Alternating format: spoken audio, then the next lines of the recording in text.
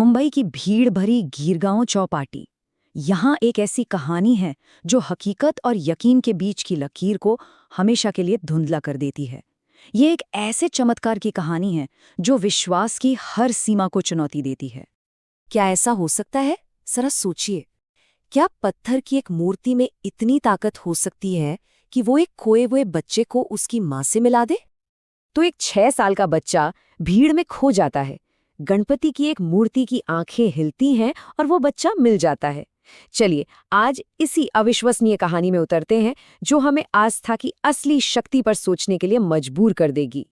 तो बात है मुंबई के सबसे बड़े त्योहार गणेश विसर्जन की। पूरा शहर जश्न में डूबा हुआ है, लेकिन किसी को भी ये अंदाजा नहीं है कि ये जश्न बहुत जल्द एक माँ के लिए सबसे बड़े डर में बदलने वाला है। तो इस कहानी के जो मेन किरदार हैं वो है प्रिया और उनका 6 साल का बेटा आरव। धारावी की एक छोटी सी खोली में रहते हैं ये। जिंदगी में मुश्किलें बहुत हैं, लेकिन इन मुश्किलों के सामने उनका सबसे बड़ा सहारा है गणपति बप्पा पर उनकी अटूट श्रद्धा। तो ये जो गणेश उत्सव है ये 10 दिन चलता है। घर में बप्पा की स्थापना होती है, रोज पूजा आरती होती है और फिर 10वें दिन आखिरी दिन आता है विसर्जन का, जब बप्पा को समंदर में विसर्जित किया जाता है। और इसी विसर्जन के लिए प्रिया आरव को लेकर गिरगांव चौपाटी पहुंचती है।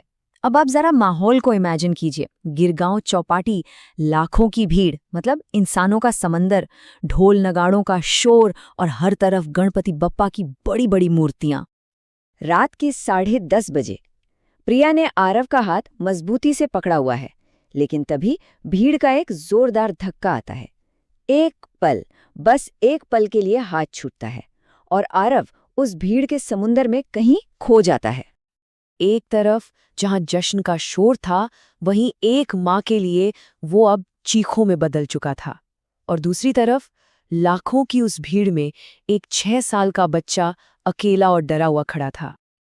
आरव अपनी माँ को आवाज लगा रहा है, चिल्ला रहा है, लेकिन उस शोर में उसकी आवाज जैसे खो सी गई है।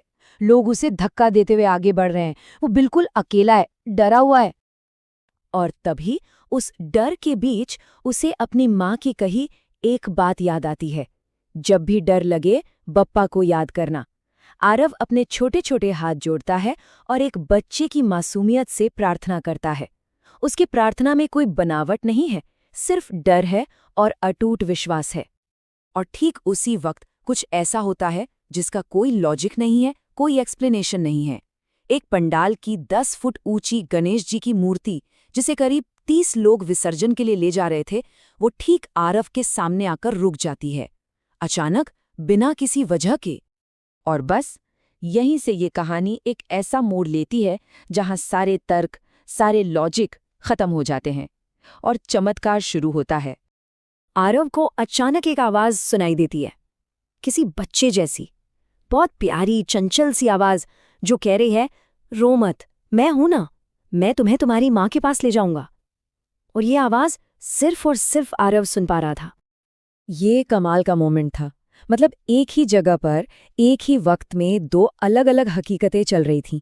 आरव के लिए वो मूर्ति जिंदा थी, उसकी आंखें उसे देख रही थी, उसकी सूंड उसे आशीर्वाद दे रही थी। लेकिन बाकी सब लोगों के लिए वो सिर्फ मिट्टी की एक बेजान मूर्ति थी। और फिर जो हुआ वो तो और भी हैरान करने वाला था।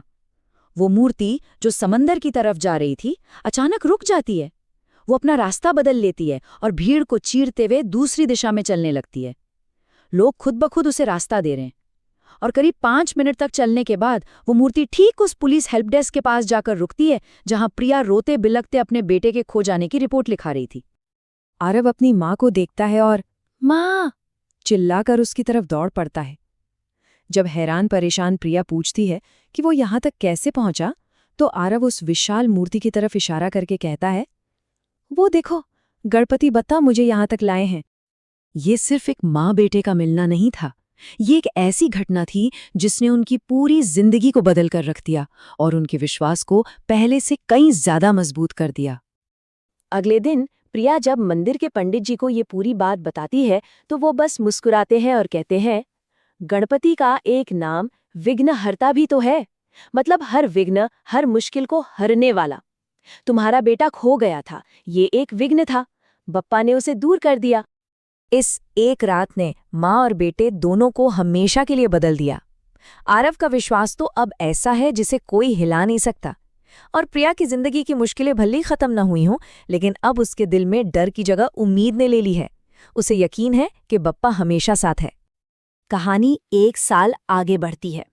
अगले साल का विसर्जन है। इस बार आरव ने अपनी माँ का हाथ कस के पकड़ा हुआ है, और जब मूर्ति को पानी में विसर्जित किया जाता है तो वो दुखी नहीं होता, बल्कि हाथ हिलाकर खुशी से चिल्लाता है, बाय बप्पा, अगले साल फिर आना। और पता है, ये सिर्फ आरव की कहानी नहीं है।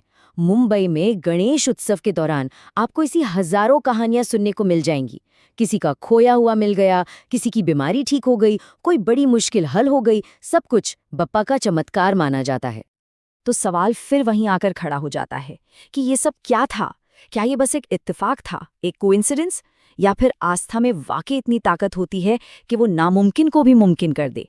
शायद इसका जवाब तर्क में नहीं, हर किसी के अपने अपने विश्वास में छिपा है।